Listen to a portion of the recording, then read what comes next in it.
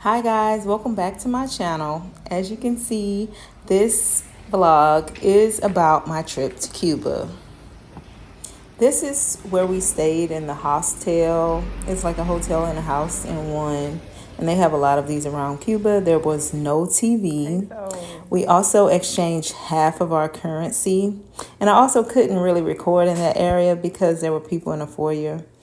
Right here, this is Paladar Cristobal, where the Obamas ate at, and he's just telling us that here. With four more people, the two daughters, Michelle and Michelle's mother. You can see the picture here.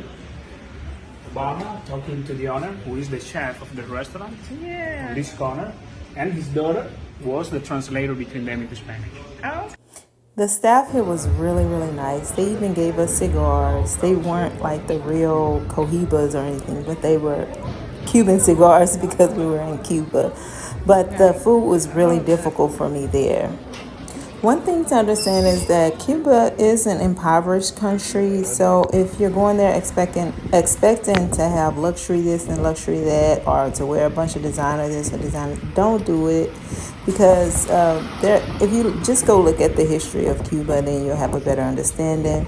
There were a lot of people in these little carts, and this was a less expensive way to travel. There are a lot of these little carts around the city. And we caught these a few times, and we wish we would have caught them more once we realized how much we paid for the taxis. And it was just easier to get around, but it doesn't have air conditioning.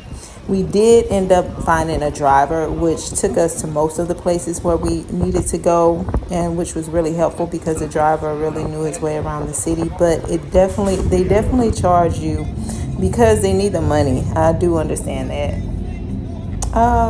Well, there's not like a bunch of places where you get drinks, but I did end up getting a pina colada because I know that that's one of the things that they're known for. I also ended up doing a dolphin show. I even got in and did the whole thing you'll see here.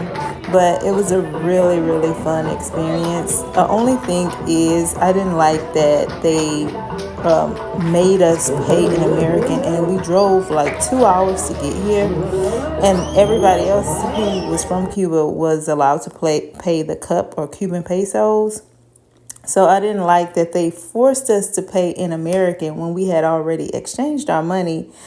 They wanted the American dollar. And so if we would have known that, we probably wouldn't have exchanged our money, because so many of the places that we went to, they wanted the American money. They did not want the Cuban pesos.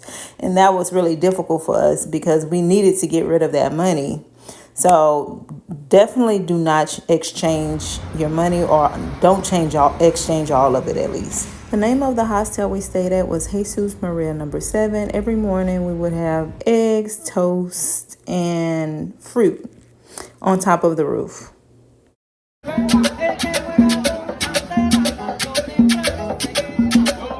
We traveled here for my husband's birthday last year, and one of the highlights was the old school cars. We really had a good time, and I was so happy that he enjoyed it because he was really looking forward to this. We also hired a photographer there, and it was a really, really nice experience. Another thing to keep in mind is that when you travel to Cuba, everybody can make their own exchange rates. So like, you can't go to Google and say, oh, this is the exchange rate like you could in other countries. Anybody could change the exchange rate at any time, and that was a big issue.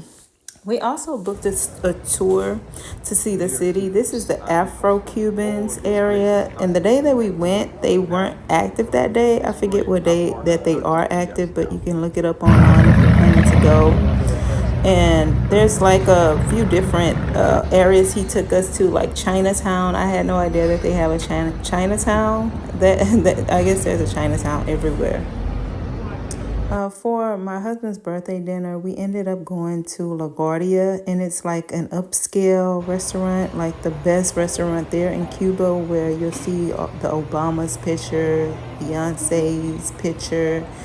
And they had some of the best food that we had there in Cuba. We ended up getting the roasted chicken with mashed potatoes, and we also added beans and rice. So the food there was really, really good.